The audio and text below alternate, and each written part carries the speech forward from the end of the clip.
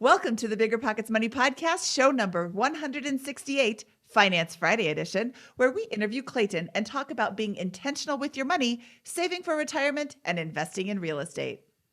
Hello, hello, hello. My name is Mindy Jensen, and with me as always is my doesn't believe in breakfast burritos in the workplace co-host, Scott Trench. Mindy, I'm going to start tacoing over these introductions. That was terrible. Scott and I are here to make financial independence less scary, less just for somebody else, to introduce you to every money story, because we truly believe financial freedom is attainable for everyone, no matter where or when you're starting. That's right. Whether you want to retire early and travel the world, go on to make big-time investments in assets like real estate, or start your own business, we'll help you reach your financial goals and get money out of the way so that you can launch yourself towards your dreams.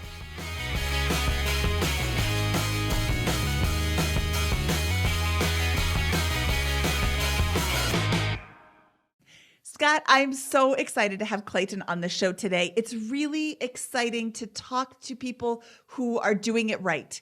And first of all, I want to say, if you think that you're not doing it right, send us your finances. We'll talk to you too. This isn't just, hey, let's show everybody who's doing it right. But it's really exciting to see somebody who's 26 years old wondering if what he's doing is correct, and he's crushing it. Yeah, I think Clayton is basically in an incredibly similar position to where I was at 26 with his finances and these types of things. And I love like kind of revisiting that and thinking through it. And I'm like, I think he's doing it way better than I was doing it at that point in my life. I think he's got it all together and he's got it all figured out. And I think he's trying to optimize even further, which I think is fantastic.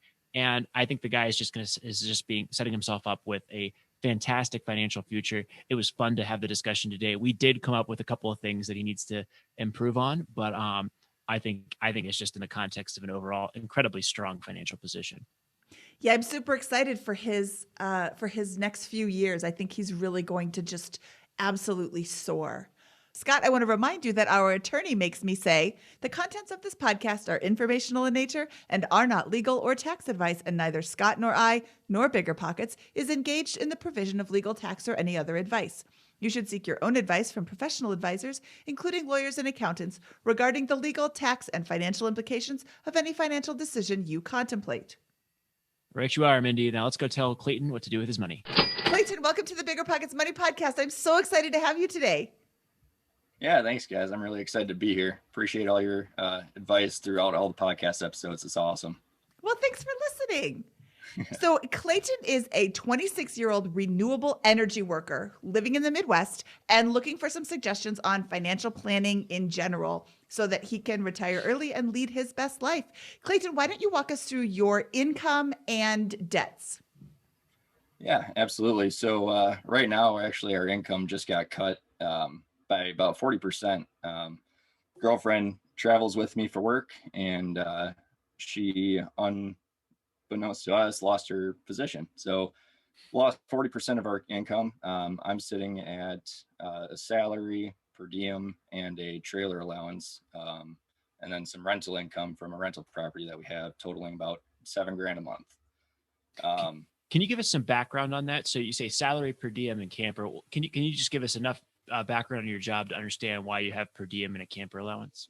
Sure. Yeah. So with the renewable energy side, we travel all over the country. So been everywhere from North Dakota, Colorado, Oregon, Iowa, everywhere, and now down in Texas. So per diem gives me some food money and basically not sleeping in my own bed money, right? And then trailer allowance. I live in a fifth wheel while on the road, so kind of a unique living situation. And they give me allowance for that too, because there's obviously expenses that come with pulling a trailer and the wear and tear on the tires and all that kind of thing. So the company is generous enough to give us allowances for those kind of things. And yeah. Okay, great. Any other sources of income besides the salary, camper allowance, and per diem? Yep. So we do have a rental property that we're house hacking. All right. Yeah. Well, we are at home. So it's kind of one of those odd deals to where we're living on the road, but we have a home base and house hacking that home base. So that's bringing in about $1,500 a month. for us right now, and it's going to go up hopefully in the next month or two, once we finish some slight remodels and get another room rented. So it should go up to about $2,000. Fantastic. Yeah. Expense side of things, fixed expenses. Obviously, we got the mortgage. We do have a car loan, and then luckily enough, again with the company I work for, they're great, and they cover a lot of expenses on the road. So the living allowance, the lot rent, they cover my lot rent for my camper, all that kind of stuff. So it's pretty limited to mainly just gym, internet, phone bills, and then food, things like that. So. All right, so you got from the picture I'm forming in my head is a really strong financial position. So we just talked about $7,000 in income. Let's exclude the house hack. We got about $5,500 a month in income. And are you kind of like abbreviating that to after tax dollars? Yes, yeah, that's all after tax. Okay, great. So we got about $5,500 in after tax dollars, and then plus we got income from your house hack. How much is your mortgage? The mortgage is about $1,200 a month. Principal interest, I think, is around $750. Our insurance is actually a little bit higher because the house situation is kind of odd. And then the taxes are actually relatively low at about $1,300 a year. So awesome. So even with maintenance, you're probably sitting at no more than $1,500 in total housing costs. Well. So what are your utilities, you think? That's hard to estimate right now just because we do live on the road, and it's relatively low because we're there, once or twice a month. So I don't know, maybe $100 ish. Okay. So your housing is free for all intents and purposes, because yes. You're through the house hack. Is that right? Correct. Yep. Awesome. Love it. How about transportation? Is that also largely free because of the allowance for the camper and that type of stuff? Yeah. That's another benefit is transportation is pretty much free. I got a company truck. And again, the company I work for, they're so generous to let me use that on personal time too, which is awesome. We do have a vehicle for personal for my girlfriend, and we do have a debt on that as well. And I believe we're sitting at 8,500 or so. Oh, so you have a balance of 8,500 on that plus and that has a payment associated with it. Okay. What would you kind of estimate your total expenses to be? Let's try this. I'm assuming housing we've got too close to zero. What would you say outside of housing your monthly expenses are unrelated to work? Man, I'd say 2,500 ish, maybe a month. Okay, and that's going to be broken out, but between that car payment and then like gym and entertainment, those types of things. Yeah. On a normal year when it's not 2020, we tended to spend a little bit more, so now it's a little bit less. But yeah. Okay, great. So what I'm seeing here is an ability to accumulate at least $1,500 to $2,000 a month in cash flow on an ongoing basis. Is that right? Yes, I would agree with that. Awesome. And then when you look at your financial position, do you feel that the opportunities are going to be in your on the income side, on the expense side, or on the capital allocations piece with in terms of managing the money you're accumulating? I'd say right now we're sitting pretty good as far as the income. I feel pretty solid with the income side of things. Granted, like I said, we did lose some of that coming in, but I do believe there is work to do on our expense side of things because I don't accurately track it all. Everything I do is rough estimates. So it's, I know what my phone is monthly. I know what the car payment is monthly, but the food and all that stuff, who knows? I mean, sometimes we kind of go out and have fun and go out to local Italian restaurant or whatever it is, so. No, perfect. So what I'm seeing here, that's great. I think we're gonna have fun with this because your expense, the way you've just described your situation where you don't have a housing expense, and I see a path forward here where, if for example, if you were to pay off that car loan over the next year or two, you don't have to pay for housing, and you don't have to pay for a vehicle, at least in the short run. I mean, you get to that point and you have $1,000 per month is what I understand, and per diem. Is that right? Roughly, yeah. It's 46 a day. So depending on when I'm at work and when I'm at home. So about 1,000. Dude, I see a path towards, you live in very close to free effectively, where you're able to accumulate most of that salary.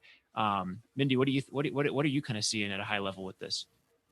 Yeah, I'm seeing a lot of opportunity. First of all, when Clayton applied to be on the show, he said, one of the questions is, do you have a budget and do you track your spending? He said, it's a loose budget. Everything in our expense line was based on memory and not tracked spending. And I only track my spending in the form of tracking net worth.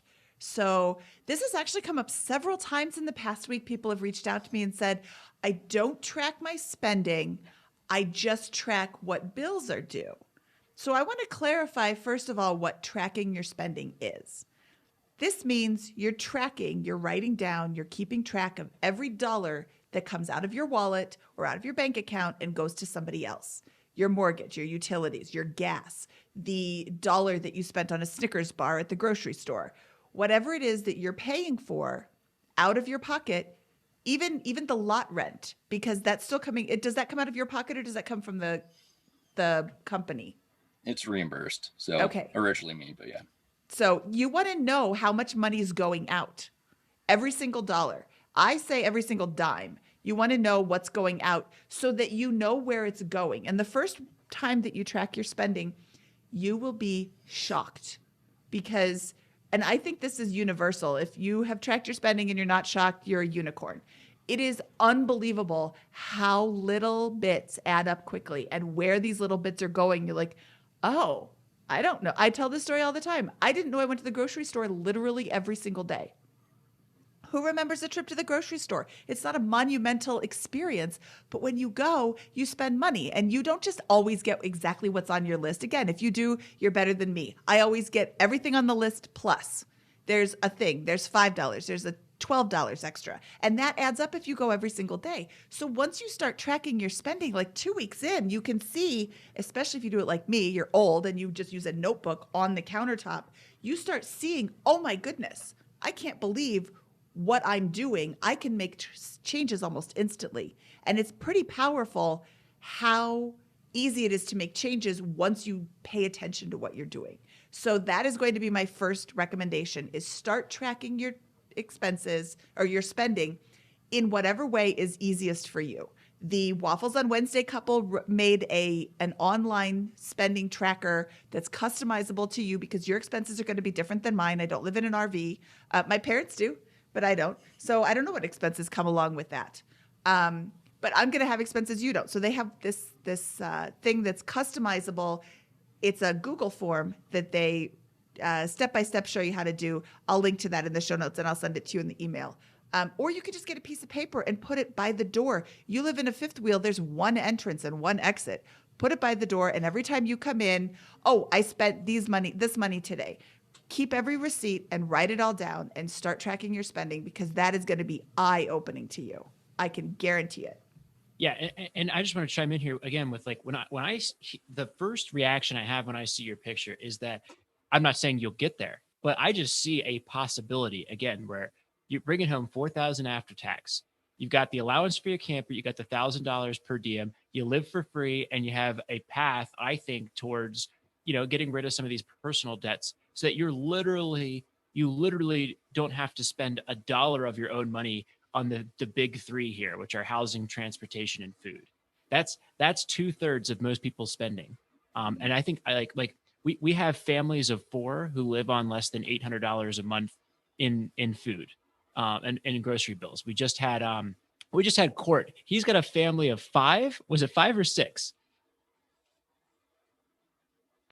He has 4 kids, so there's 6 people total. Family of 6. Yeah, he's a family of 6. $800 a month in food. So, not saying that you have to live like a hermit or whatever. But you can if you're smart about it and plan it out and track your spending. I think you can easily eat well for a month between the two of you for $600 and have 400 of that per diem left over for the splurging and fun and all that kind of good stuff, which is a lot, I think, still with that. And then all of a sudden, great, no housing, no transportation, no food expense. You're able to just sock away $4,000 a month. Do you get an annual bonus? Yes, that's another one. We do get an annual bonus. What do you do with that Um, annual bonus? I'm looking to buy another house with it, actually. Hopefully, invest Okay. that into some rental income. So, Love it. Okay. That's a Well, fair. great. So we have 4,000 a month. That's 48,000 a year in potential after tax accumulation. We could put some of that in retirement accounts pre-tax. We could accumulate it after tax. And then you've got whatever you get in your bonus on top of that. So you have the potential, in my opinion, to easily accumulate north of 40, maybe north of $50,000 per year in straight up cash that you can then invest in whatever it is you want to do. Like you may be done in terms of your living expenses right now. I mean, obviously the job is covering 1,600 of that between the camper and the per diem, but I don't know. That's my excitement coming through. What's your reaction to that statement? How do you feel like I'm in fantasy land, or given your situation, or do you feel like that's in the ballpark? yeah, no, not at all. I mean, I totally agree with that. It's one of those things to where, the big three, like you said, is covered, and very strong situation there. So excited to move forward with that and see where we can go. Because I mean, like you're saying, that lump sum of cash every year is substantial, right? And I mean, what you can do with that, you can compound it and even build further and further from there. So um, I guess just the small details, the guidance and things, because that's what I'm looking for, right? Is I'm not, I don't know. I got the idea of the budget and that kind of thing, but the smaller details, if that So makes sense. here's what I'd do. Mindy likes you to write down every dollar of spending, right? Right. And I think you should do that.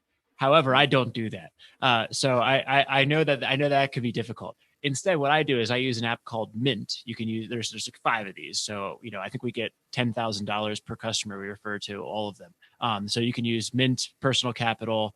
You need a budget, or another one of those types of softwares. I'm just kidding. We don't have any affiliation with any of those. But you just sign up for it literally for Mint, which is what I use. You sign up, you attach your bank account and your credit cards, and it's literally just you type in your login for your credit card.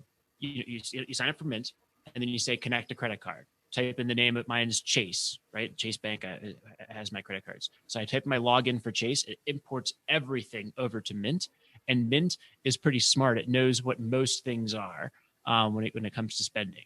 So it'll be like, oh, you spent on Amazon, that's shopping. Hey, oh, you spent at the grocery at Safeway, that's groceries. You stopped at this store, that's alcohol and bars. That one gets out of hand sometimes for all of us. But if you look at, it's so easy to do what we're trying to tell you. So I would just recommend that the first thing you do maybe after this call is go download Mint, connect your accounts, and then begin and then just let that happen, and then sit back at the end of the month and look at what happened. In fact, if you do it right now, you'll be able to look at November, depending on how much cash, if you use cash, obviously that's not going to be tracked, but most of us aren't using cash in the COVID era right now. Most people who are 26 haven't even heard of cash. So I think that would be a really good way to get a first track or first glimpse at your spending, so that you can begin taking control without having to do something crazy rigorous that sounds really depressing. Maybe the way, I don't know. What's your reaction to that? Yeah, absolutely. That's definitely more on pace for me. And going to the cash thing, I think cash is one of the best ways for me to save, because I put a 20 in my wallet and I forget about it for about a year. So it's always there. But the Mint app definitely seems more on par for me, because every time I try and sort through, receipts or jot some notes down or whatever else it is, I get, the initial, I'm there, I'm doing it, I'm going. And then all of a sudden it kind of fizzles out. Whereas something, if you can automate it, I think that'd be the easiest, best path. And you can link up your investment accounts. So it sounds like you like tracking your net worth. Mm-hmm. So the first thing that I can look at when I zoom into Mint is, oh, there's my net worth right now. Boom, there's my cash. There's my credit card debt. Oh, and then by the way, here's all of the transactions that have occurred for the last 6 years for me in there. And then at the end of the month, I do have to go in and categorize some of them, because like Mint doesn't, sometimes we'll pick up the gas station expense as a grocery bill or whatever. So sometimes you have to recategorize a few. So you do have to still look through it, but it's a 5 or 10 minute exercise once a month. Very powerful, and will give you that kind of control over your spending, I think. It's not a planning thing, it's retroactive. But there are planning tools in there. Anyways, personal capital, you need a budget, are probably just as good. I just don't happen to use them. Yeah, Okay. I'm going to suggest that you put this on your calendar as well to remind you, oh, on the 1st of the month or the 15th of the month, or whenever it is that you want to sit down and do it, put it on your calendar. If you have a Google Calendar, you could do this recurring forever, which is a really great way to just get in the habit, because it's super easy to be like, yeah, I'm going to do this. And then the next day life happens, and the next day life happens, and then 6 months down the road and you still haven't started. Scott says that he doesn't track his spending. I have fallen off the spending tracker bandwagon as well, mostly because I wasn't really spending a lot of money Well, during COVID. I do track my spending in Mint. I just don't write down every dollar I spend the way that you're talking about, Mindy. I just have it automated in my Mint app, and then I can review it. Okay. So That's there's different ways to do it. I liked the way that I did it because it was so in my face. I couldn't walk in the house without seeing the notebook there. And that made me write it down. Ooh, I just went to the grocery store again. Let me write that down. Okay. You mentioned investment accounts. Let's talk about what you're investing in. One second before we go on to sorry. investing. I just want to chime in. Like, we would love to give you more specific advice about expenses that you can cut out. So if you have any that you know of right now without going through that exercise, we can do that. But I also want to point out that it's a little harder to give you that advice because you don't have those things tracked. Your huge advantage, the thing you're doing really well, is your fixed expenses are either completely offset or non-existent, or there's a clear line of sight to doing that, and you have an incredibly strong financial position. It's really hard in some cases to be like, oh, this person's got a family, the kids are in school, they've got a house that they've lived in for 7 years. That's a really difficult position to change and make dramatic accelerations in your financial position. You don't have that problem. You're going to be able to massively accelerate your savings rate within a few months if you just track your spending and do those types of things. But in order to give you more specific advice, we'll need to know the specific things that you're spending on to begin digging into ways to cut that back. Does that make sense? Yeah, absolutely. And I guess part of the reason I never really have tracked formally every dollar for dollar is just because I feel probably I've been spoiled, right, with the bigger expenses. So I feel, because you made smart decisions with the bigger expenses. Let's be real. Yeah.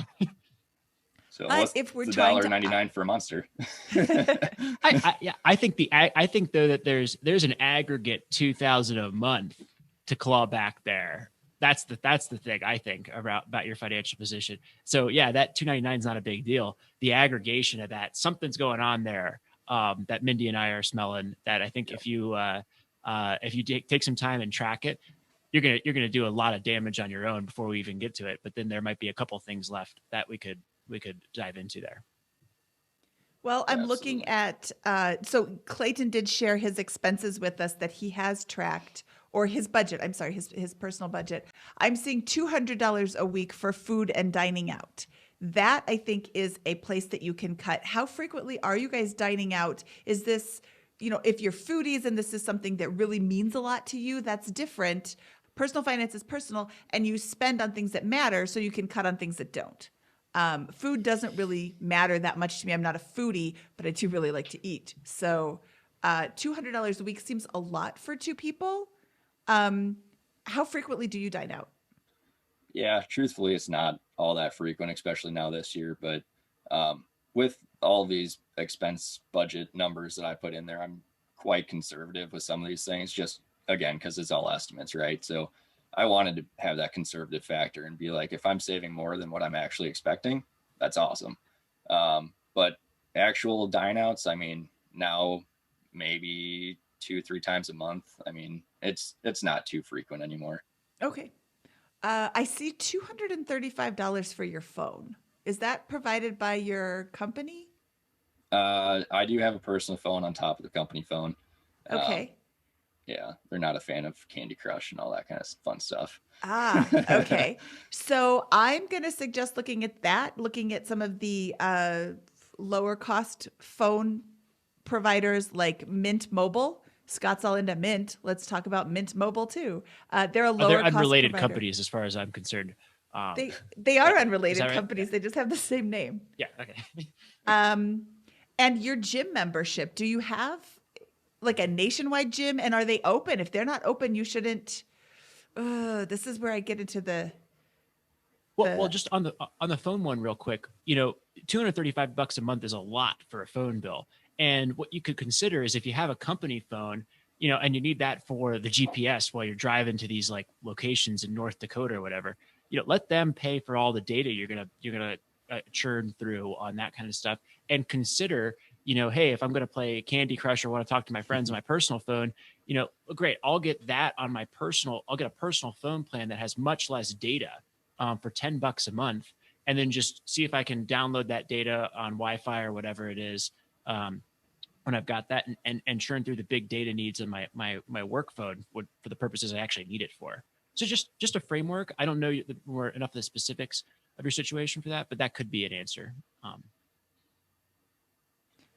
and the last thing I see here is a travel budget of $800 a month, because living in an RV and traveling around the country doing renewable energy isn't enough travel. We do like our traveling. Yeah. No, it's actually we get to go either home or somewhere once a month.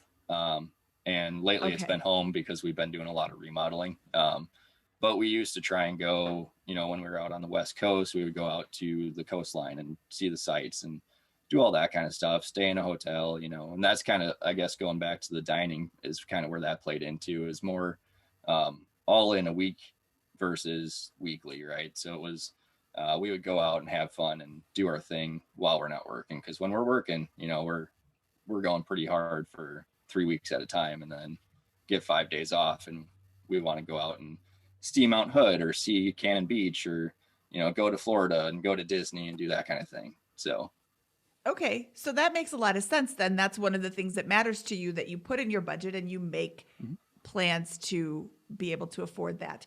One last thing before we talk about investments, I want to know what your girlfriend's plans are for getting a new job, and not like, you know, when is she going to start working again? But like, she had a job that paid very well. She lost it. Does she have any prospects for another job? Is she taking time off just to decompress? Sometimes that's really, really helpful. What's going on with her? Yeah, she did just go through an interview process for the same company, just a different position. Unfortunately, we did find out that she didn't get the job just last week. So I think just right now it is going to be some decompression, just you know, taking it in, figuring out where we're at and our situation. I am encouraging her personally to do some side hustle stuff because she loves painting. She's a great artist, and um, I think she could do, you know, some work there, and she's done it in the past too, right? She's done some mural work for game rooms. She's painted a big Arnold painting on the wall of our gym, which actually got us free gym membership for the entire time we were there. So that was pretty awesome. Wow. But yeah, um, but just things like that she can do, and you know, she used to, before she had the job that you know we're talking about. Um, she picked up part-time things. You know, she was doing serving, and she was doing personal training at a local gym and things like that. So, you know, she's done that kind of thing. I think personally, just more joy, decompression side of things, she, you know, should look into painting and stuff like that. But that's just my opinion as of right now. Yeah, well, I think she'll be. Look, I'm sure she'll figure something out here within the near future. It's been a tough year for a lot of people. My wife lost her job earlier in the year, and it's been, you know, I just know how tough that is. And you know, you're doing all these interviews over and over and over and over again to get that next one. So it's a tough situation there, and I think you guys have a really good outlook on that. And that's just something I think I know something a lot of people are dealing with this year. Um, well, on going back to the travel piece of your spending, I do want to point out that you have a real estate business and you have $1,000 a month in per diem from your company. And I think you just get that in cash. It's after tax dollars. But I imagine that while you're traveling, you're going to naturally incur a lot of travel expenses. You're going to naturally potentially incur hotel. You're going to have to stay in hotels sometimes, maybe not in the camper some of those days. You're going to have to do some flights and those types of things. Something to consider is that travel rewards piece and thinking about how you can offset that spending just by being smart about which credit cards you open up and use and those types of things. You might be able to save $2,000, $3,000, $4,000 annually if you're smart about that, depending on your spend. So, Mindy, what are some good resources you have for travel rewards? Ooh, the Choose Fi has a travel rewards, and I think Travel Miles 101.com. That's my friend. Yeah, travelmiles101.com is a great place to start. The points guy is a good one to talk about which credit cards are coming out. Sometimes a credit card will have a super bonus at the beginning. I don't know if you're doing any flying right now, but there are cards for specific airlines. The Southwest has the companion pass. I've never been able to earn that. So I'm sad about that. I had that for 2 years. I saved $6,000, something like that, because I fly so much. And I was able to just bring my then fiance, now wife, along on a lot of different trips that buy one, get one. So Southwest is what I definitely recommend looking into. The rules have changed since 2 years ago or 3 years ago, but if you can get that, the buy one, get one is just immensely and powerful.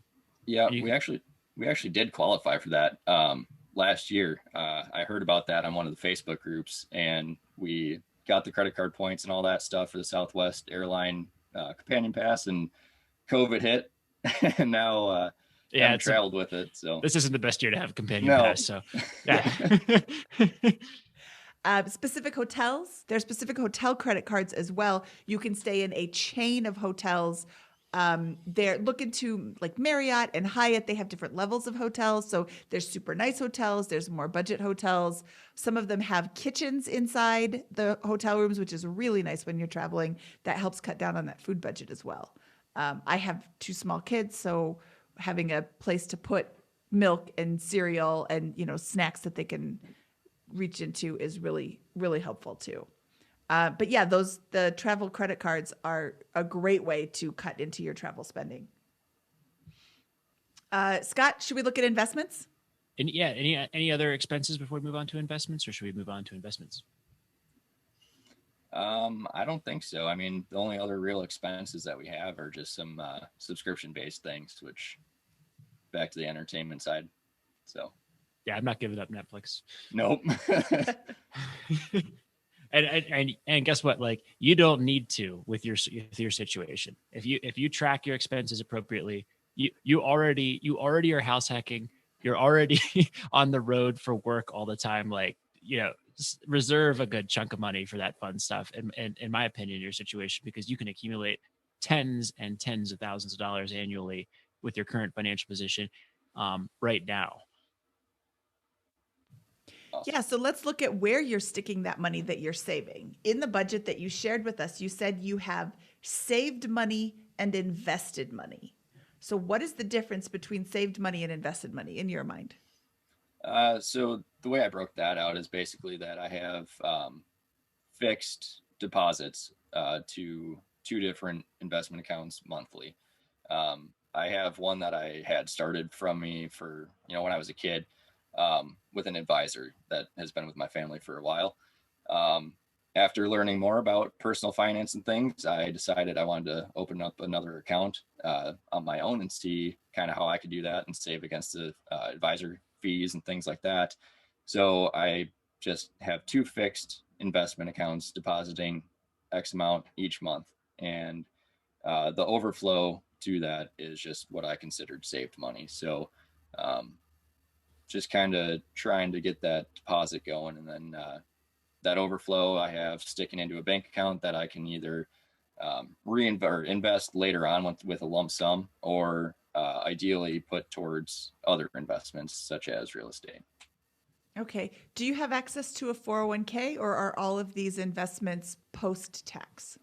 Yep, I do have a 401k that I'm getting my company match on. Um, Doing the 6% company match, and I don't. So I guess that's one position that I'm not too familiar with is where is the benefit to going over an employer match to have tax savings and things like that. So I've just been doing the minimum to get their match. And then the rest of your investments, are they in a Roth IRA or just in after tax brokerage accounts? Okay, yeah, I do have a Roth IRA as well that I contributed the max early in the year. So I like what you're doing with your tax your tax advantaged retirement accounts. I like the fact that you're not maxing your 401k in your position because you're not in a super high tax bracket. You're young and you're doing a lot of right things that I think are lead indicators to a substantial amount of wealth and large passive income later in life. So for example, if you're in a um, if you're in a 30% tax bracket now, I'm making this up, I think there's a good chance that you're a multimillionaire by the time you hit retirement age and are in a higher tax bracket, even if the tax brackets don't change. And I also believe that tax brackets are likely to increase over that 30-year period, not decrease for folks in those areas. So for me, I was doing the same thing a few years ago and just taking my company match and then maxing out a Roth IRA and then looking at other ways to deploy my capital. Your house hacking, love it. Real estate investing might be a good alternative. I don't know, but that's my personal opinion on that. I like that asset allocation. What do you think, Mindy? I have always been a big proponent in maxing out the 401k, but also I had a high income earning husband who so we were looking for ways to reduce our taxable income. Like Scott said, you're not a super high tax earner right now or super high income earner right now. So reducing your taxable income may not be the best option for you. I love that you're maxing out a Roth. I would recommend uh, continuing to max out your Roth every year as soon as you can every year. Just save up towards the end of the year and then blam, the beginning of the year, throw it all in there. I would also recommend opening, if she doesn't already have one, opening a Roth for your girlfriend. You have to have earned income in order to be able to contribute to a Roth IRA. So this year she'll be able to contribute. Any money she earns next year should be put into her Roth IRA as well. Something I'm trying to do for my girls is to create a company and have them have earned income so they can put it into their Roth IRA as well. They're not excited about that option, but I'm the boss, so they'll love me in 40 years. But right now, they're like, I don't want to put all my money in there. But yeah, the Roth IRA at your age, you're going to put money in there. And then when you're 59, you're going to have boatloads of money, all tax-free. It grows tax-free in the Roth IRA, which is the best excitement I have for you. So we've got some money in a Roth and some money in that. How much money do you have liquid, and how much money do you have in after tax brokerage accounts, or what's your relative position if you're not comfortable sharing the specifics? Yeah, so right now I do have an emergency fund that's just over 6 months. And then as far as Love it. the other cash, the overflow from the investments, like I said, that's maybe another 5 or so months, I think, somewhere around there. And that's between both my girlfriend and I. We combined there. So, but yeah, that's part of that is deploying that capital into something else. And that I haven't done anything with that as far as putting it into mutual funds or anything, just because we do want to pursue the real estate side of things. And I want that cash to be more easily accessible than just, putting into a fund like that. Love it. Look, I just love everything about what I'm hearing with your financial position. You've got a strong savings rate already, and the potential to increase that even more. I bet you if once you start tracking your spending, you go from 6 months of emergency fund to 12 months of emergency fund without changing your emergency fund level, because because of the spending stuff there. I think you've got a great philosophy around that, and yeah, I think that if you want it, you're in a really good position to consider some sort of entrepreneurship right now, and real estate investing on the side. I think this is a financial fortress that you've built, or are in the process of constructing, and that you're, from a financial standpoint, right on in a great position for that. Do you have any thoughts on that, Mindy? I completely agree. I don't see a lot of opportunities to like completely turn around your financial position because it doesn't need to be completely turned around. You're doing really well with the income generation. You're doing amazing with the expenses. You have the opportunity to do what's better than amazing, like triple amazing with expenses once you start tracking the expenses. And I'm so excited for you to start tracking them and watch your mind be blown at how many opportunities there are to cut little bits here and there that won't make any difference. Like you could cut everything out and just live a life of poverty and horribleness, but why? You don't need to. You have the opportunity to cut out things that don't really matter, still spend on travel, all that you want to spend on travel, do the credit card hacking and really crank it out. And I just see a lot of really good things. Just I think you need to like focus just a little bit on where the expenses are going, and you're going to go crazy. You're going to have a lot of opportunity. Let's talk about real estate. So that sounds like the next step here for you. That's what you're considering, right? What are your thoughts there? What are you thinking about doing? Well, since we already have the house hack, looking for possibly marketing, for something off market. Granted, I don't necessarily, we could find something in our market that we could be able to put that, 20% down or whatever it is for an investment property, but maybe looking for different markets or, kind of some sub markets of our market for, lower down payments, because that was kind of the idea of how the house hack is, that we put such a low down payment on it and locked in that low interest rate that we would just sold on it, right? So let me ask you about the house hacks here, because I think this is important in exploring your other options in real estate. How long have you lived in this house hack? We closed on it in September, so it's only been a couple months. Okay, so you moved into this house hack in September, and you're remodeling it right now with is what I'm understanding. Is that correct? Yep. Just the one unit though. We do have an upper unit and an above garage apartment rented, and the garage space is also rented. So it's just the unit that we're occupying. Hold on a second. I was under the impression that you were renting out a room in your house. Describe this house hack again. It's a duplex with an apartment over the garage, and you rent out the garage? Correct. Yeah, it's two structures, and it's technically two addresses. So the house is a duplex, an upper and a lower. We're occupying the lower, the upper is rented, and then the garage is a separate structure that has an apartment above it as well.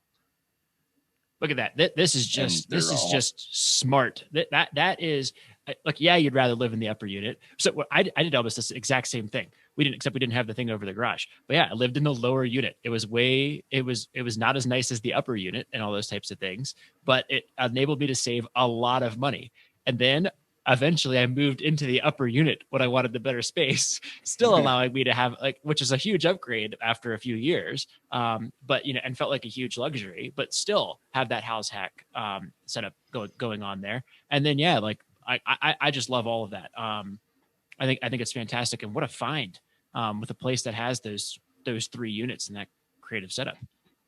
Yeah, absolutely. And then we are actually going to rent a room in our unit as well to somebody that we do know, just because we're only there, a handful of days out of the month, being that we're traveling. So, yeah. That's awesome. And you just bought that in September of 20? Yes. Yep. Okay. So round about July of 2021, I would start looking wherever you're at. How long are you on I think you said you're in Texas right now. How long are you in Texas? We'll be in Texas until about next September, I believe. Okay. And then do you typically spend about a year in a location? Yeah, it depends. Some 6 months, and then I was in Iowa for almost 2 years, which was miserable and negative 30-degree weather in an RV. But yeah, because I'm looking at an opportunity to kind of spread around your rental properties. So you've got one is it in Wisconsin right now? Yep, Southeast Wisconsin. Okay, so you've got one in Wisconsin. You lived in Iowa for 2 years. You could have purchased a house there. You could have purchased a house in Texas, except you just bought the one in September in Wisconsin. Do you have any ideas towards having an empire around the Midwest, or do you really want to concentrate in one area? There's pros and cons for both. I'm not judging.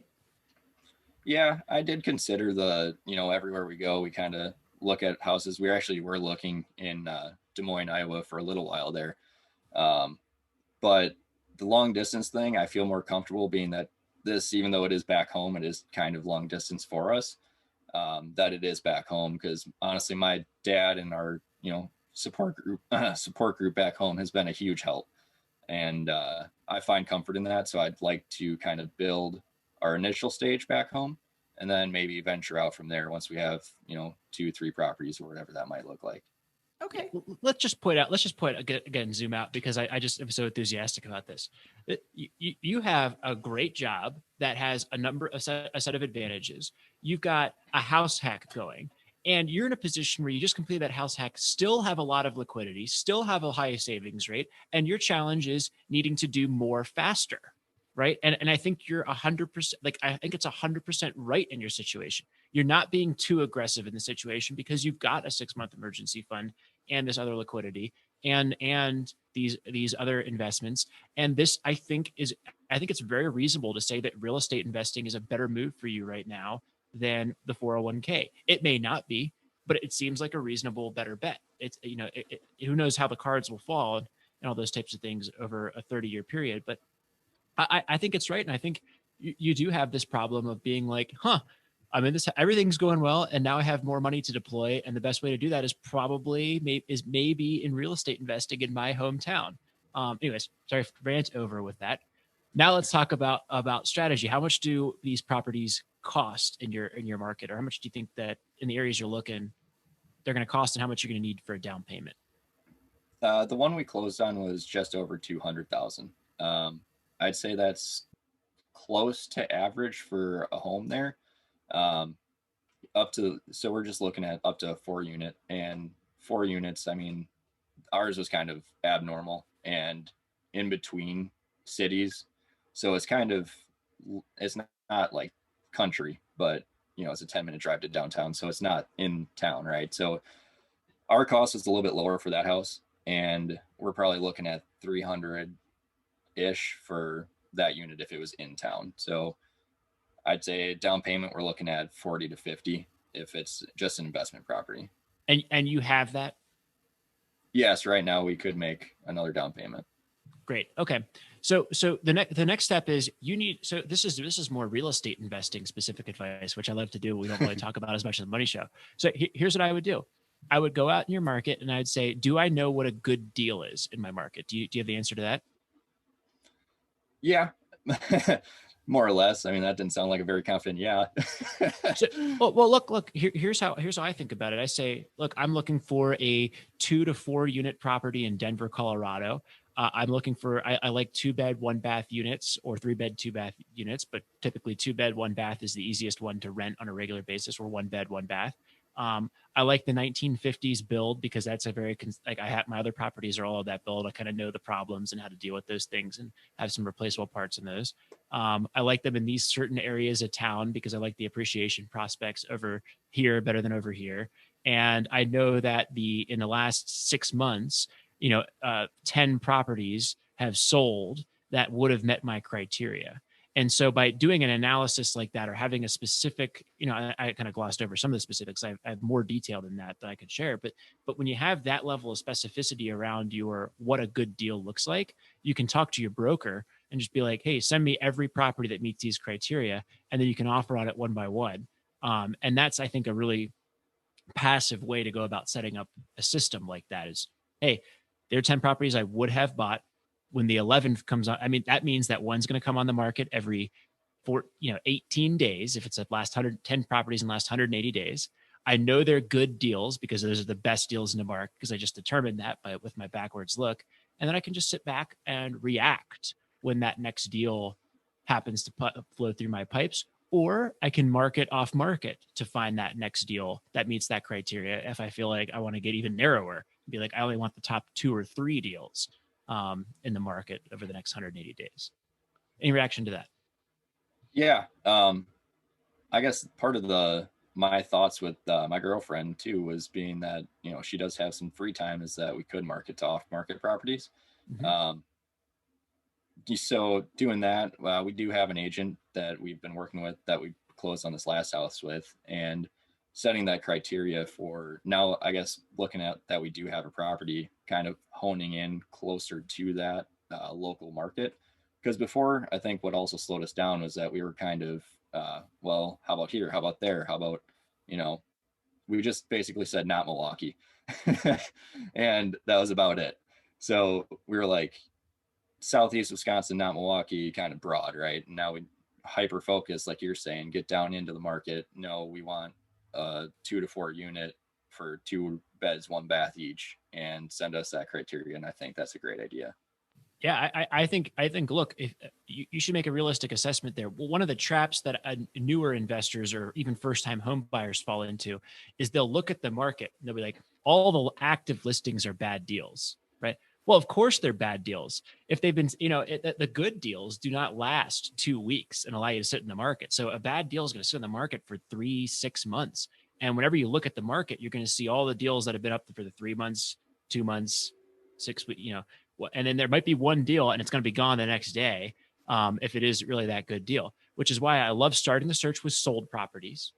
So you're not looking at the active list. You're not looking at the bad deals or the deals that are listed at higher prices than what they're worth. You're looking at the sold ones, so you know what they're actually worth. And then from there, you know, off market deal finding can certainly be a legitimate approach in some areas, but I think sometimes people overestimate that because the deals that are actually being sold are not necessarily that much better than the off market deals, in some cases. So I'm not saying don't do off market. I'm just saying make sure that you have a system where if that deal comes on and it truly is a good deal in your market, you have a situation where you're ready to pounce immediately. You're not making an instantaneous decision on that deal because you've made that decision cool, calm, and collected right now with your research ahead of time. You're just reacting instantaneously and submitting the offer when it hits the market. And then you can certainly layer in the off market stuff on top of that. But both are valid approaches, I think, for finding the deal. And just, sometimes that off market stuff, you wonder if there's really a spread between an on market instantaneous reaction to an MLS deal versus an off market deal in some markets. In the Midwest, it's probably a little different than Denver, and there might be more opportunity in that off market space than, for example, here in Denver. Rant over. Yep, and I could not agree with Scott more because he's right. This is his approach to investing in real estate, and when he first shared this with me, I'm like, that's really brilliant. I never thought to look at what has been selling in the past to see what's coming on the market. I just look at what's coming on the market. I don't do a lot of off market or any off market deals because I'm a real estate agent. I have the MLS access. I go in and I look at all of these things, but I also go back in and I look for things that have been sitting on the market for a long time. Like Scott said, these are the properties that, especially in this market where everything is so red hot and it's selling like instantly. When it's been sitting on the market, it looks like something's wrong with it. I just saw a house the other day. I reached out to the agent. Why has this house been under contract twice? What's wrong with it? He said the first person got it under contract and then discovered they're pregnant with another baby. This doesn't have enough space, so they canceled the contract. The second person lost their job right before closing. That's not the fault of the house in either case, but now the house looks like there's a problem. And the agent just had to reduce the price because it's been sitting there. The agent is also the owner.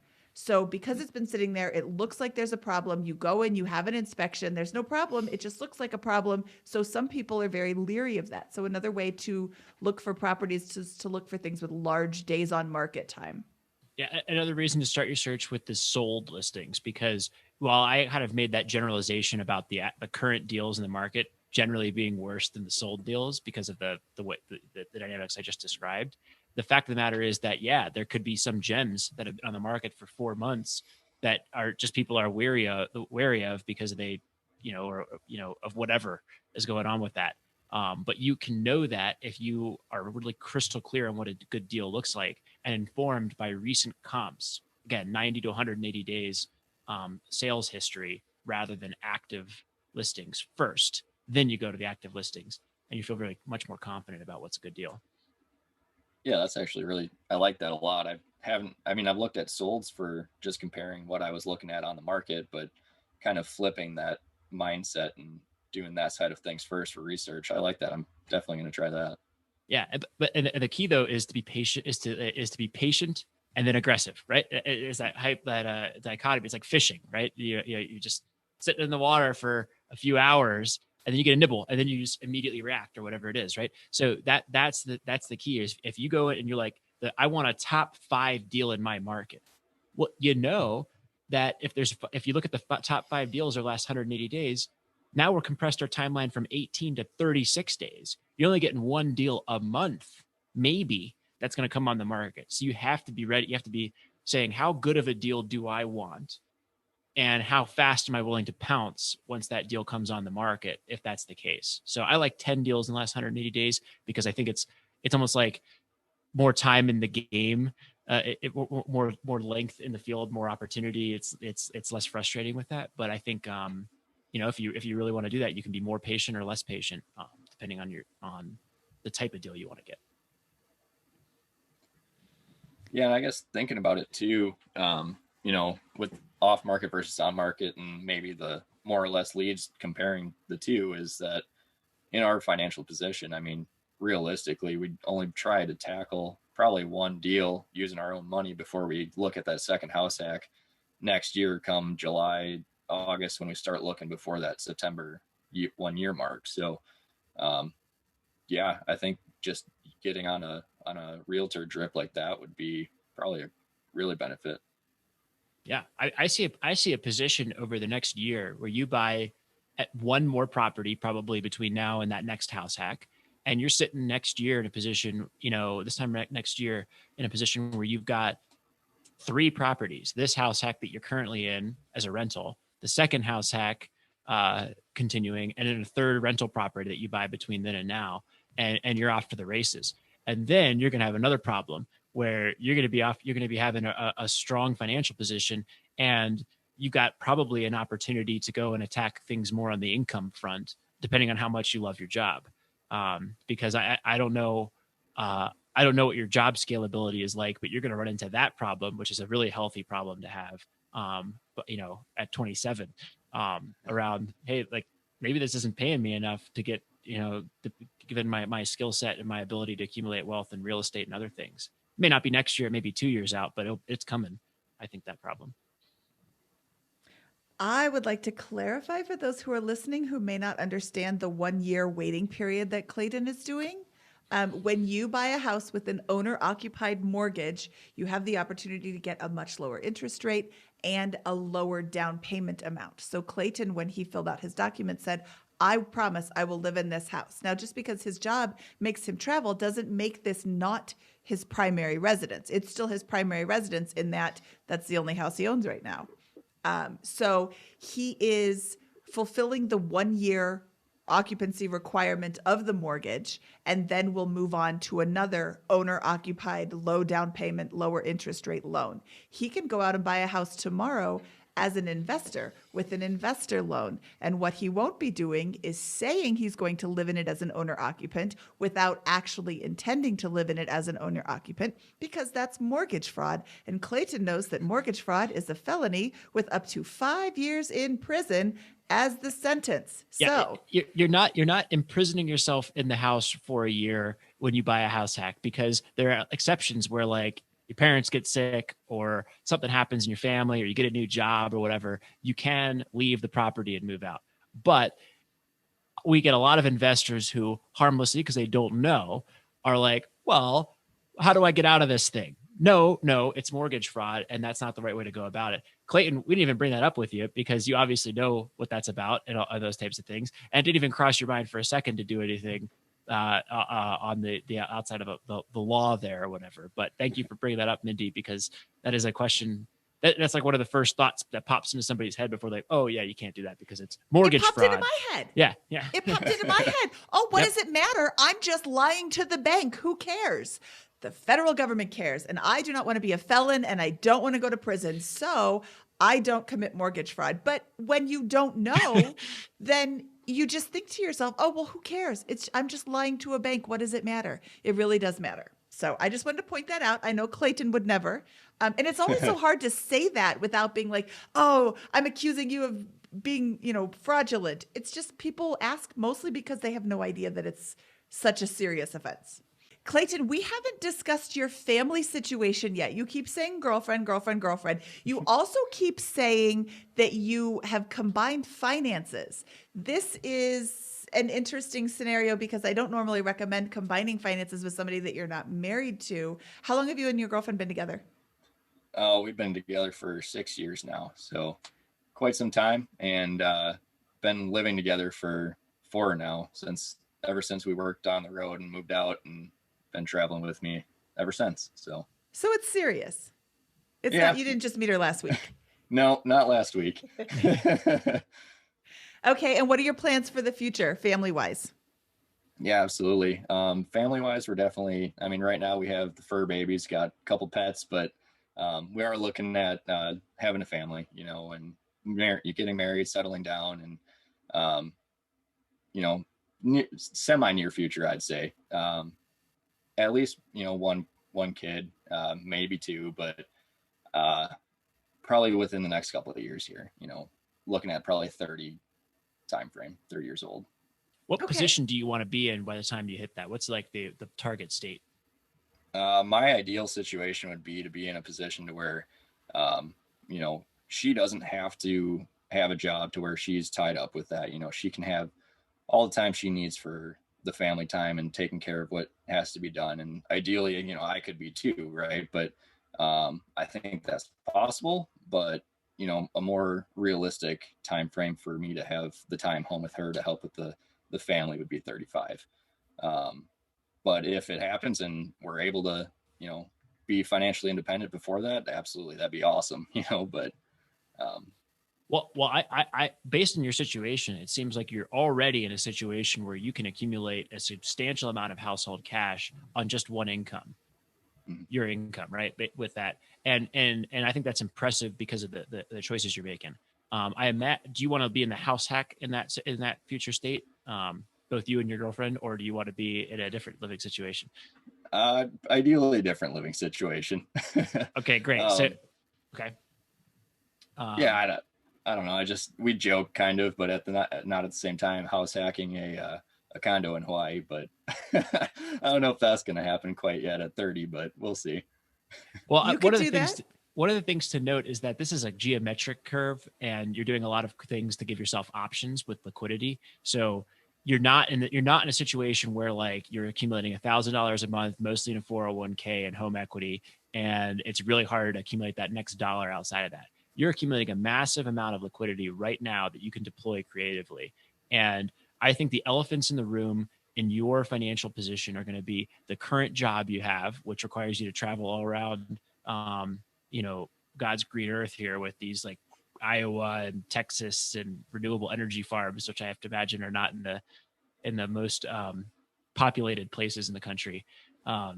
So I think that's an elephant in the room for you that you're going to have to address between now and that target state. I also think that like don't overthink it. You're in a you're very wealthy relative to your age and income bracket, as far as I can see. And over the next 2 years, I see no reason why you're not going to be at least 100 to 150, maybe $200,000 richer. So within 2 years, for my speed, I think you're going to have lots of good options around this, a couple of rental properties and those types of things. I just continue to be conservative with your financial position and make sure that you're never creating you're never backing out of the freedom that you're creating for yourself with your current financial position. That's all. What do you think, Mindy?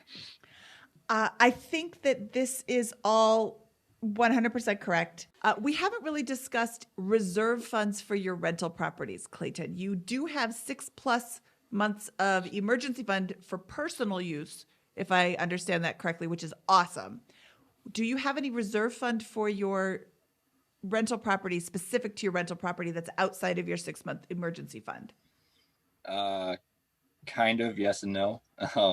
I took a little bit of a different approach than what people generally say with that, I guess. So I tied in our mortgage into our personal expenses, being that we are living there. So that personal safety fund does include that mortgage if we did lose, if I lost my job and had to pay that. So that does tie into that 6 months, but all of the rent that we are getting from that, we are building a separate account and trying to build up that reserve fund for the property as well. I love Uh, that. I love that. Okay, so back in March when COVID hit, there were so many people coming into the BiggerPockets forums. Oh my goodness, how am I going to pay my April mortgage payment? And my thought was, what do you mean? It's like March 20th. You should have already had April's mortgage payment in the bank, along with May and June, and probably into July. I like a 6-month buffer personally. But so I love that you are able to pay the mortgage. And really, that's all that matters. If you're not there, you can turn off all the utilities. If everybody leaves and you're just stuck with this mortgage payment and no income coming in, you can still, pay it. You're not going to lose your property, but also that you're generating this income or this reserve fund. What is your goal for the reserve fund? I'd say the goal for the reserves would be about another 6 months of our payment. The tenants do pay for all of the utilities and all of that stuff. So I feel like it's pretty safe to go a little bit leaner on that, just so long as the monthly payment would be covered to the bank.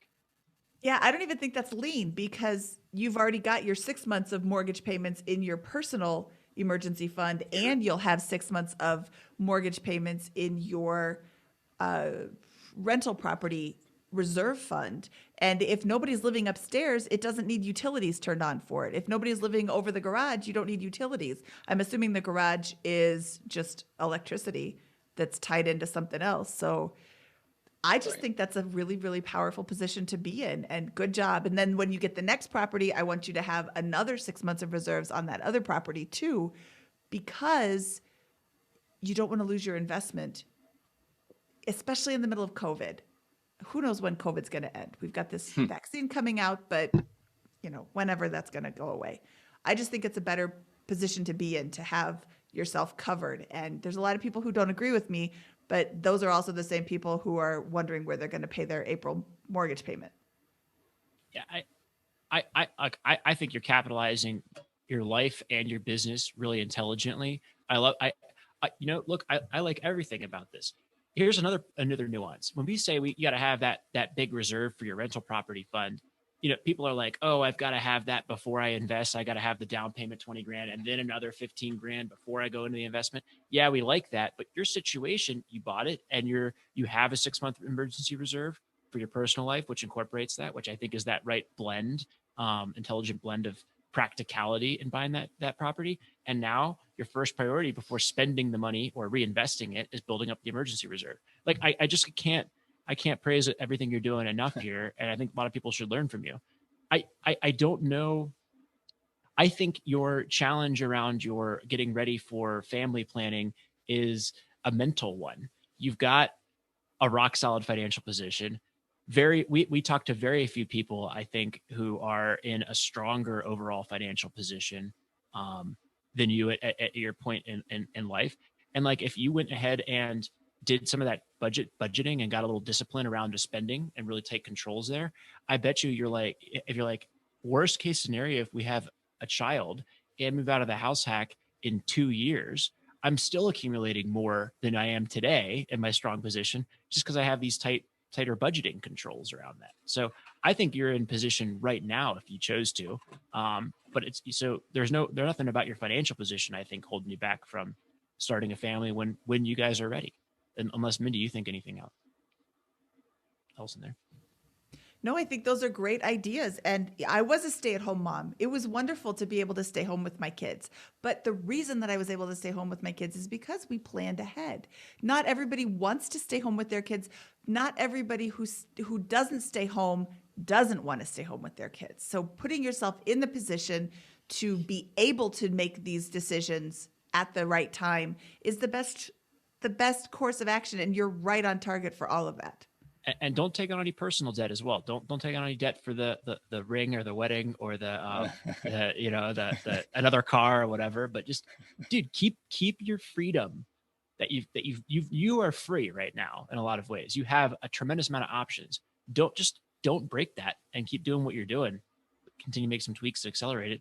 And then you're gonna have to think about this job in a year or two, because it's a lot of travel, and I think it's gonna. I think when you value your time at the end of that, and the opportunities in your personal life, you're gonna find that they're gonna have to pay you more to keep you over a longer period of time. I think. We haven't talked about that much, but I just think that's gonna be on the horizon for you. Yeah, absolutely. I appreciate all your guys' compliments and comments and everything like that. That's great. I don't know, just makes me feel great and just even more confident going into the next step. Right. So, but yeah, I don't know what else to say. I appreciate that. Good. Clayton, thank you so much today for coming on the show and sharing your financial position and sharing your, the ins and outs of all of your finances. This is going to be hugely helpful to people who are listening. And those of you who are listening, do you have a kid who's like 16, 14, 15, 16 years old? Share this episode with them. They need to be just like Clayton. Don't take on a lot of debt.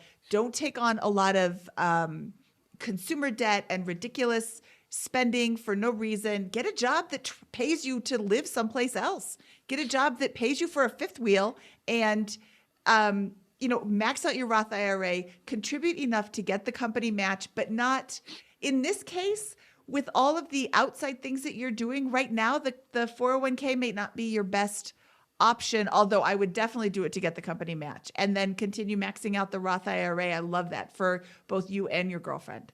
But this was hugely helpful, and I really appreciate your time today, Clayton. Yeah, thank you, guys. I appreciate all your time and advice and everything. Thank you. You're welcome. I hope you have a good day. We'll talk to you soon. Yeah, you too. Bye. Bye.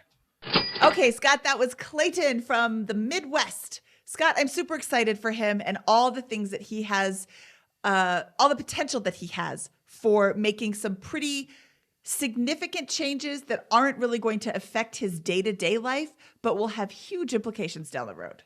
Yeah, I mean, the guy is smart, conservative, clearly a hustler, clearly informed. He's off to the races. He's got the financial fortress built, and it's time for him to just continue to chug along. It's just a matter of when he becomes a millionaire in 5 years or 10 years at this point. So I think he's in a wonderful position. I think he's gonna have a lifetime of options and freedom with that, as long as he remains consistent. I would like to be there when he first looks at his spending after he's tracked it, and just watch his eyes light up and, oh, I can cut this, I can cut this, I can cut this. I'm not even going to notice. I'm super excited for that part for him. I want him to connect with an agent and start getting an MLS listing set up so that he can start learning what's coming on the market and see that what he's looking for is actually an option, or it's not, and tweak what he's looking for so he can be ready to pounce, just like you suggested. I love that he's maxing out his Roth IRA, and at his age, in his position, I think that's one of the best retirement plans he's got, one of the best retirement options he's got. But I do also want to see him continuing to contribute to the 401k to get the match. Yeah, I think what's going to happen here is over the next couple of years, he's going to see his income grow. He's going to see his wealth grow. He's going to see his real estate empire begin, a budding real estate empire begin growing. He's going to have more cash than he knows what to do with. And so very shortly, it's going to make a ton of sense for him to just dump that all into the 401k and take the tax break, rather than have it sit in an after-tax brokerage account or whatever, or deploy it somewhere else. That's a really good set of options to do that, and I think it will make sense. I think in the very immediate future, I think he's making all the right calls, and I think personally, I'd be betting on the real estate portfolio in this context over the additional after the match contributions to the 401k. That could be that, that's not a certainty. That's just, I think, the better bet for if it were me. Given his position, yes. And this is really difficult for me to say, because I am always max out your 401k, max out your retirement accounts. But in his position at his age, that might not be the best use of his current money. Down the road, absolutely agree. Once his income has reached a point where he needs to start reducing his taxable income, absolutely max out that 401k. 100% agree. Well, of course you do, because I'm right. Should we get out of here, Scott? All right, before we get out of here, we have a request from you, the listener. If you enjoy the show, we'd love two things from you. We'd love, one, if you could subscribe to us wherever you listen to podcasts, whether that's iTunes, Spotify, or anywhere else. And second, we'd love a review from you. And we'd love if you could share that review with other people in our Facebook group. Those reviews are just something that we always enjoy and are proud of. And so we'd love that. We'd love to have that if you're enjoying the content here. Yeah, and the more times that we get reviews and ratings, the more our show is shared with other people and suggested to others who are looking for similar content. So that really helps us grow, and we appreciate it. Thank you so much. Okay, Scott, we should get out of here. From episode 168 of the BiggerPockets Money Podcast, he is Scott Trench, and I am Mindy Jensen saying, catch you later, future dudes.